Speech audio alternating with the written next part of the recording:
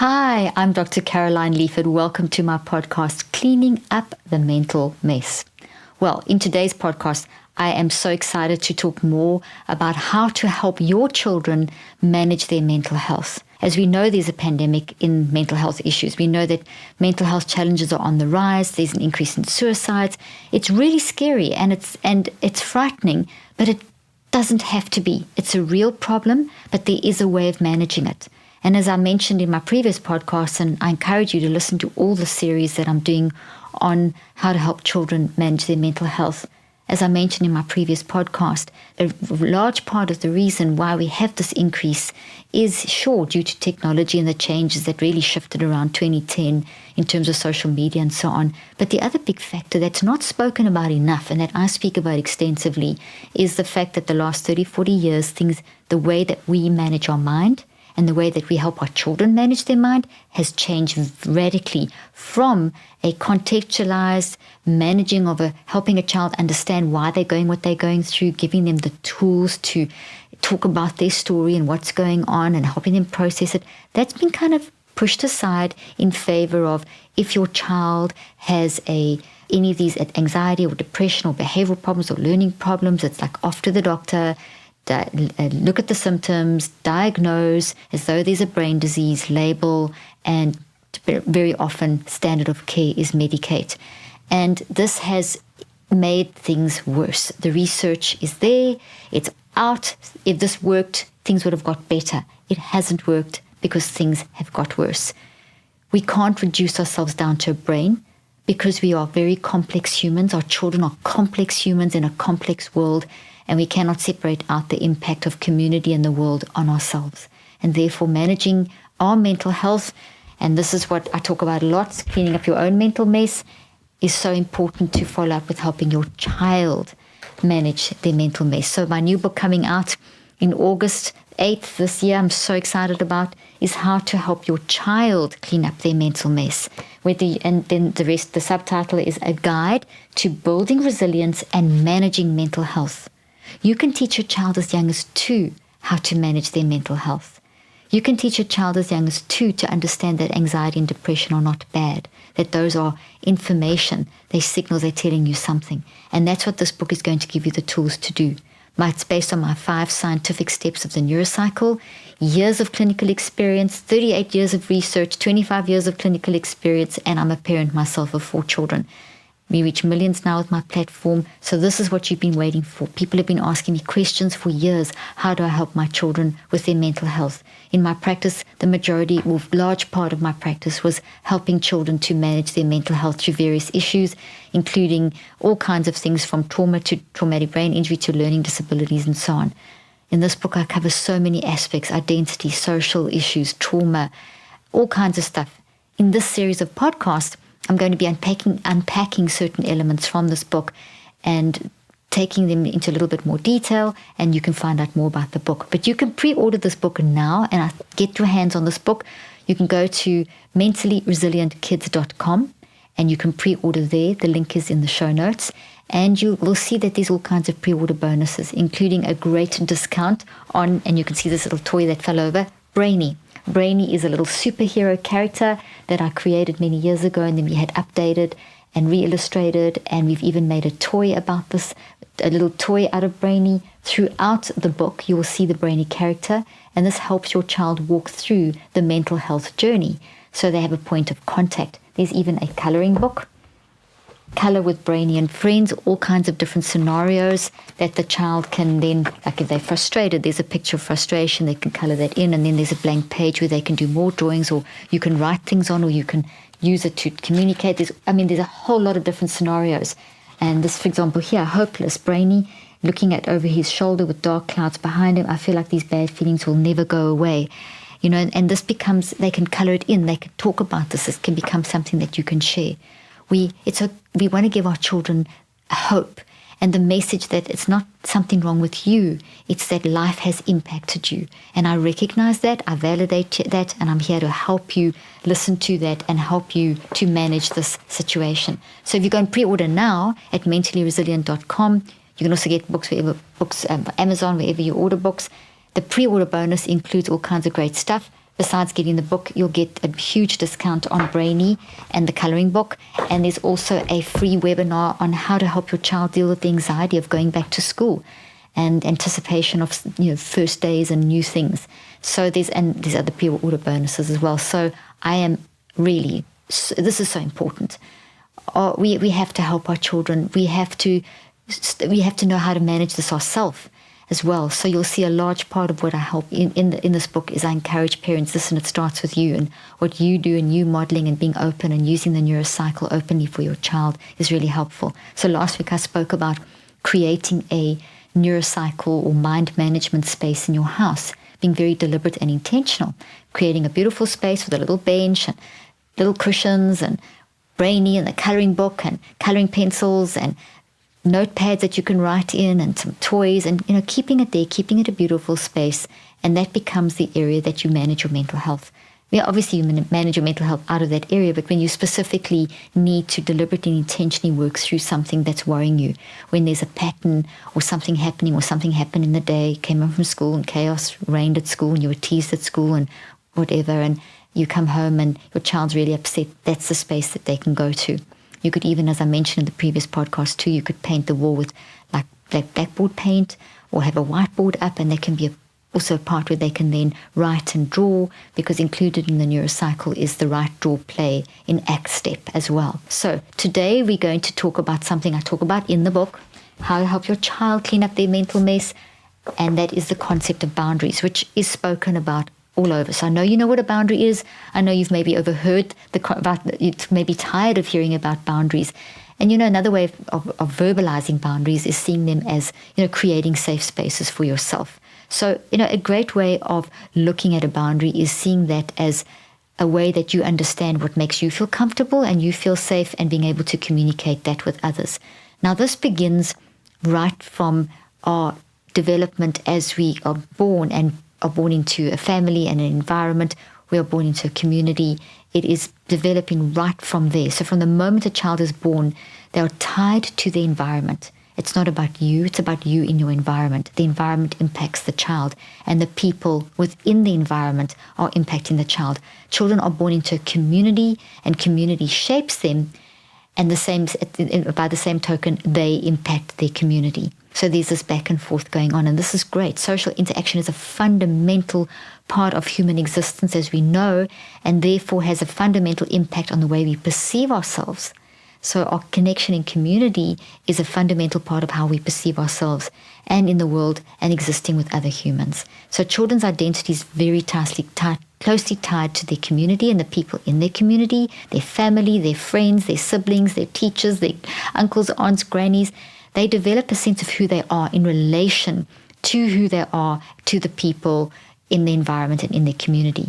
And this allows for a huge potential for growth, healthy growth. And I know you know all of this. I'm just saying what the obvious is, and I'm leading to a point. But you're teaching your child how to have a healthy relationship at a young age leads to huge growth and is so important for their mental well-being. But there's also a huge potential for harm. As we know, people aren't always good, and people aren't always going to have a good impact on your child, and not everything that they experience is going to be a good thing. So therefore, this is where boundaries come in, is being able to help a child understand what is healthy and what's not healthy in relationship, and being able to actually verbalize that, and as best as possible from young, to teach them that this is okay. You don't have to, because that's an adult in your life, tolerate and put up with behaviors that from them that impact you in a negative way and make you feel bad about yourself or uncomfortable about yourself in any way. And that goes for the small things that we sometimes unintentionally as a parent will do, to the really big stuff like abuse in its various forms. So how do we help our children form a healthy connection with their community and their peers? So, and we do this through boundaries. So boundaries help to form healthy connection between peers and their community and everyone in their community. It's both modeled in the relationship between you and your child. So you modeling by saying, indicating your boundaries, And when your child sees that you kind of say, look, I need this space because of this, or you can't, dig in my bag, or you can't talk to me when, interrupt and jump in my face when I'm having a conversation with someone. You can't pull the phone away from me. Those are showing that there's certain boundaries. I mean, this is logical stuff that we know. So that's modeling. And all the time, the big key that we've got to remember in these modeling of how to manage our boundaries for our children is to do it with kindness and compassion. So it doesn't mean that you give into it. It just means that you do it with kindness and compassion. They're tugging at the phone and you're on the phone and they want your attention. You just say to the person on the phone, excuse me one moment, block the phone or put it on silent and just firmly say to your child, I'm on the phone now, look at them, eye contact, listen to the empathy podcast I did last week. If you tune in, they'll feel heard. And they'll stop the tugging. It will help. Maybe they won't stop immediately, but they'll feel heard. I hear you. I know that you want to get my attention, but I need to finish this phone call. So empathy leads to boundaries, and boundaries are linked to empathy. Okay, so that's why these podcasts are really good to listen to, all of them. Okay, so and then you would get your child. Let's go and play with your puppy, or go and draw a picture. Here's Brainy. Go color in a picture for me. Find the picture in there, that's how you feel, something like that you can distract them, give them an alternative, and then you can carry on with your phone call and then work, once your phone call's done, go and sort out whatever it is that was worrying them. Obviously, if it's an immediate urgency, you would deal with that. And then you put the boundary on the person on the phone call and say, look, I have to deal with this, it's urgent, I'll call you back. I mean, these are logical things, but it's how you conduct yourself in the process. It's with calmness. You can speak firmly. You can even speak a little louder, but it's that calm. It's to generate calmness and peace and not be reactive and angry and shouty and scary, is to try. And that requires you as a parent to practice keeping, your facial expressions and how you handle yourself in a situation that's potentially reactive. The more you practice, the more you can control being reactive to children, because you're going to have constant challenges from children like this. It's a reality. Those of you who are already parents know what I'm talking about. You're also modeling boundaries with siblings, classmates, etc. So it's like if your child comes home from school and they say that little Johnny's forever stealing the lunch out their lunchbox, or taking their food, or pushing them over and taking things from their locker. And so there you can tell the child that you don't have to put up with that you can go to your teacher and tell your teacher that Johnny keeps taking your lunch. And you can, when Johnny tries to take your lunch, you can say, no, this is my lunch. And if you can't manage on your own, you have the right to go to the teacher and get help. And if the teacher's not listening or helping you, have the right to tell me as a parent, and I can go and talk to the teacher.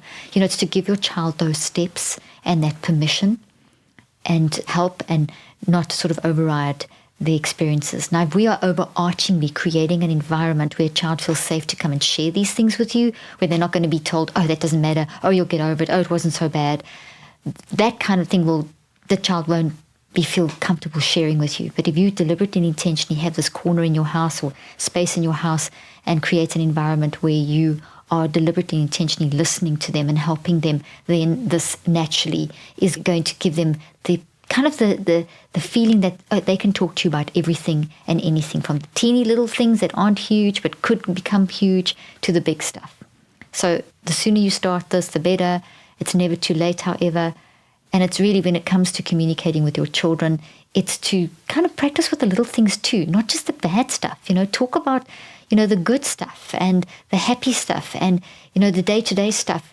Don't just sort of create an interaction about a lot of different things, so that when the big stuff does come, they feel comfortable also talking about that.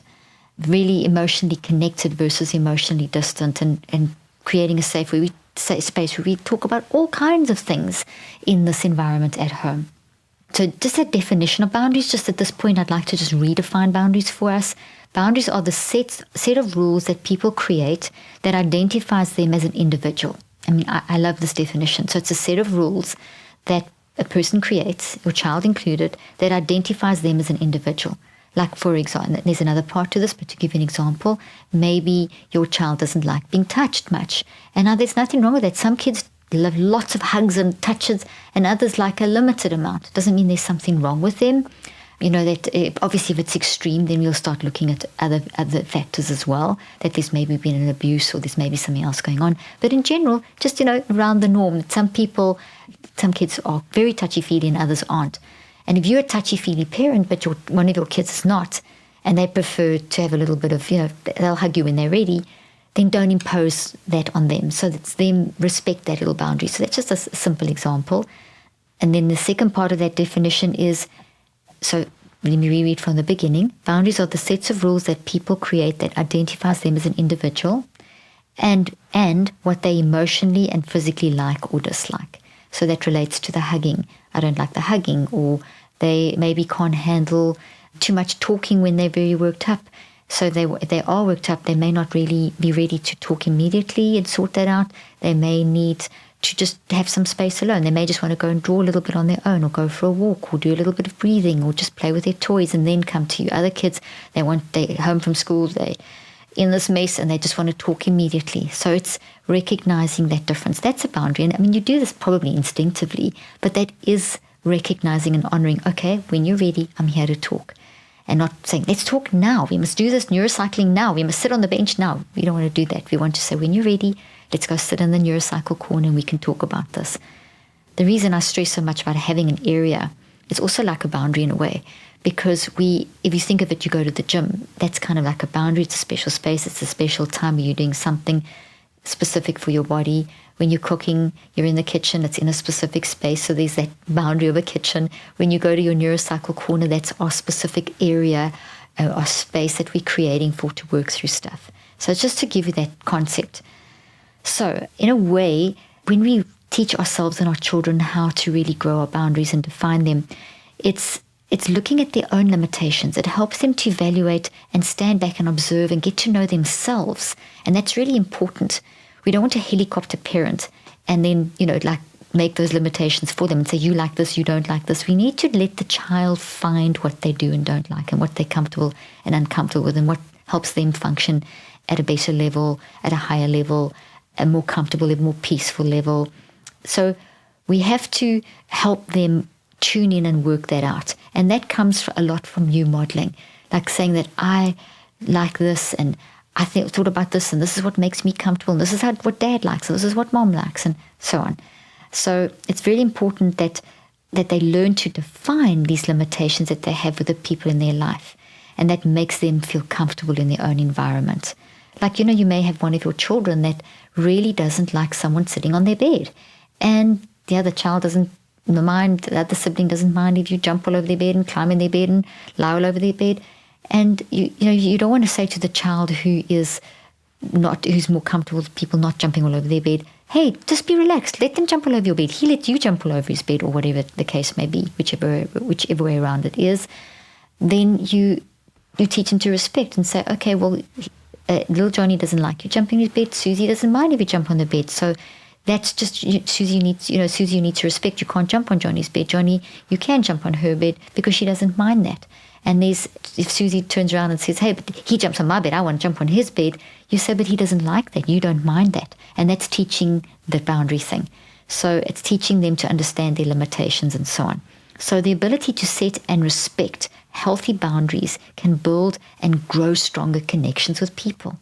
It really grows stronger connections. It's really drawing on our empathy. It's drawing, people feel heard, they feel validated, they feel like you understand me.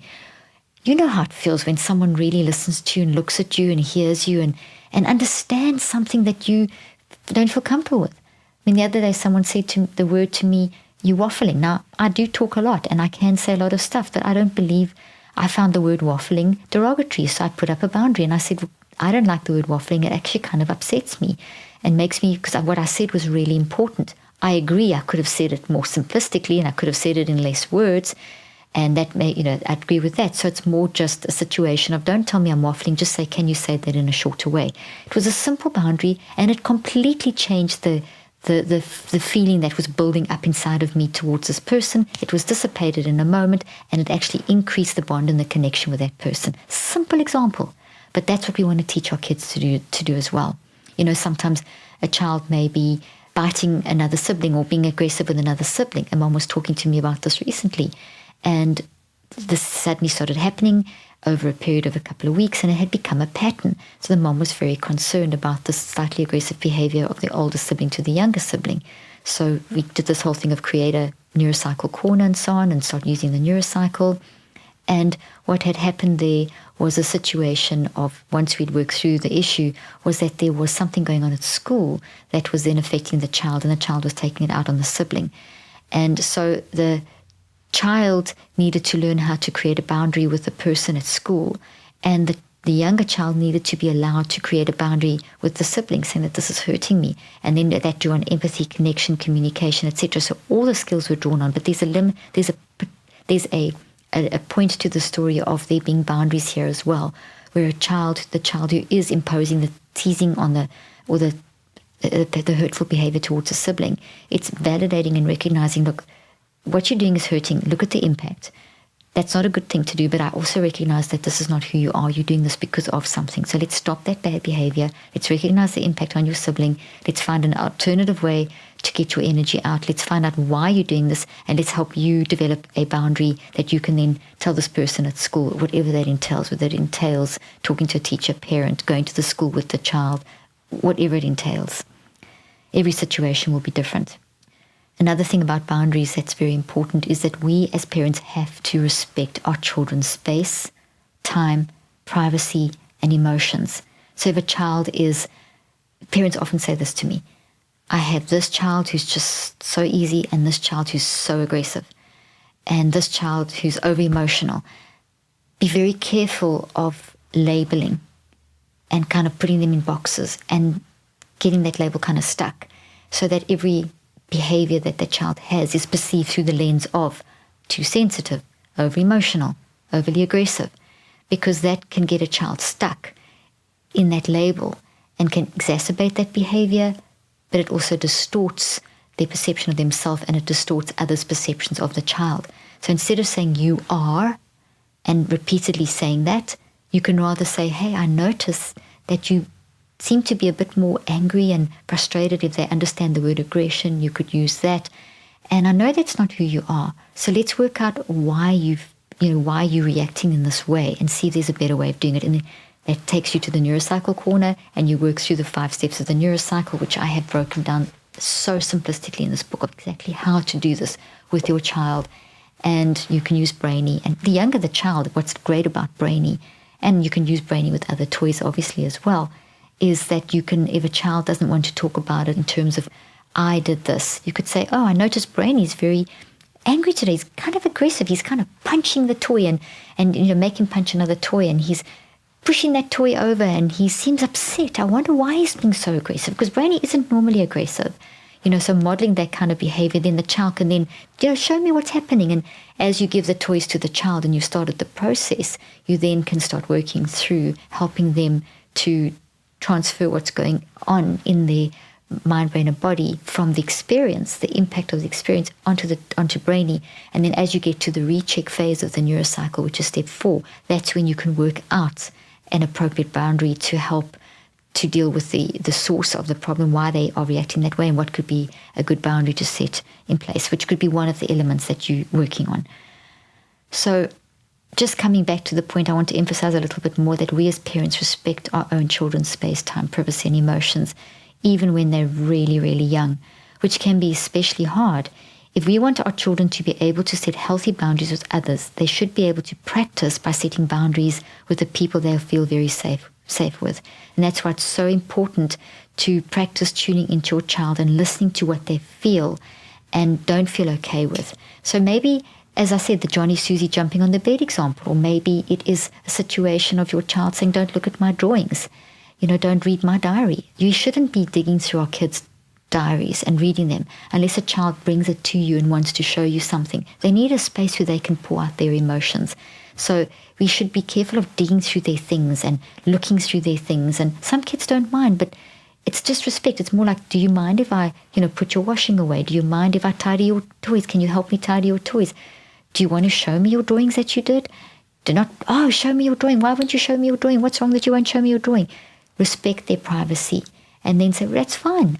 If you don't want to show me your drawing, that's fine. If you do want to show me, I'd always love to see it. Or if you want me to read it, if you don't want me to read it. But they need to know that they can leave their things in their room and you're not going to go in there and dig through stuff and read stuff, because that is an invasion of privacy and you've crossed their boundary.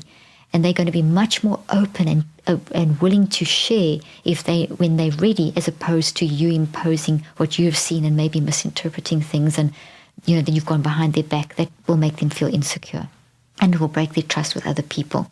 And this is hard because there are times where we obviously as parents have to, discipline our children. This book, by the way, is for 2 to 3 through 10-year-olds. You can use this one, Cleaning Up a Mental Mess, with older children. And I do have lots. I also have an add-on coming into my Neurocycle app, a parent add-on. So there'll be lots of scenarios from this book that you can then use in the actual audio, in the Neurocycle app, to help your child manage their mental health. So there are certain times, though, that we do need to be, enforce their will, like they've got to clean their teeth twice a day and they can't hit their sibling and hurt them. And you do have to get ready at a certain time to get in the car to go to school, and you don't touch hot stoves. And, but sometimes you have to react quickly and raise your voice if a child's reaching for a hot stove or if they're doing something. But it's so important that if you react quickly and loudly to enforce something that's a danger, that you do come back gently, hold them, and explain what and why you've done that. That then is teaching them about boundaries, that this is something we can't do and this is the reason why. Not just, no, don't do it because I said that.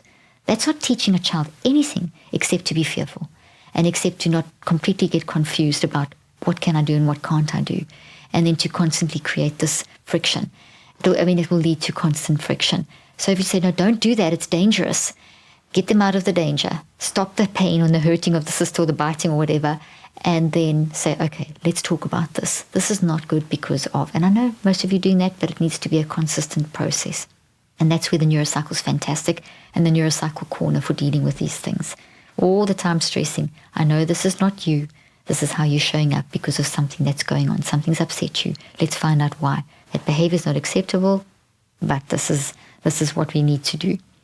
So even though young children may not fully grasp the big concept of boundaries, all these little things that you do and demonstrate with explanations, and asking them, can I see your drawing, versus just show me your drawing. Do you want to show me your drawing versus show me your drawing? Normally they're just going to come and show you your drawing, but if they're holding something back or they've got something that they don't want to show you, don't force them to show you. Those are the kinds of things that are modeling. It's okay to have your space.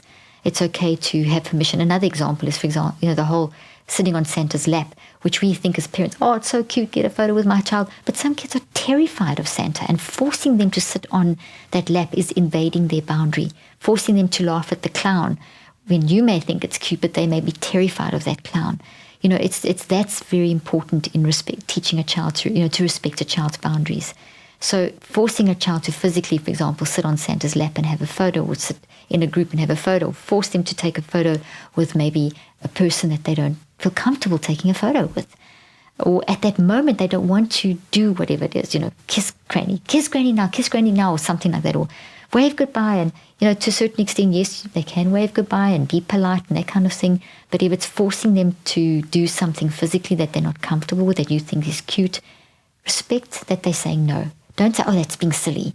Say, okay, you scared of Santa? No problem. You don't have to sit on Santa's lap. We can do another pretty Christmas picture in another way. Because otherwise it's a really big violation of space, a space boundary. And it kind of sends a message that an adult or someone who's bigger than you can actually force their will on you and invade your space, and maybe take away their self-respect to the point where, and their identity, and not give them the courage to maybe speak up and say no when in a school or in another situation where people are starting to invade their space. So respecting their space is huge, respecting their private life, as I've said. It's also important to teach them with explanations, as I've said, so they can grasp the boundaries. Please don't not give explanations. Explanations are really important. Like I gave the example in the beginning, I can't speak now because I have to finish this call, but I'll talk later. Or you can't do this because of this, but we'll find another way. Give the explanations. Don't just say no because I said so. That's not healthy. That's not teaching a child anything. It's not teaching them empathy or boundaries, which are essential in self-development. Now, next week I'll have part 2, and next time I'm going to go into the detail of how do we actually set boundaries with our young children. Thanks so much for joining me today. Don't forget to go and pre-order at mentallyresilient.com kids.com. The link and details will be in the show notes. And when you pre-order, don't forget you get this great brainy, cutest brainy, and this coloring book as well. Thanks so much for joining me. I look forward to seeing you next time.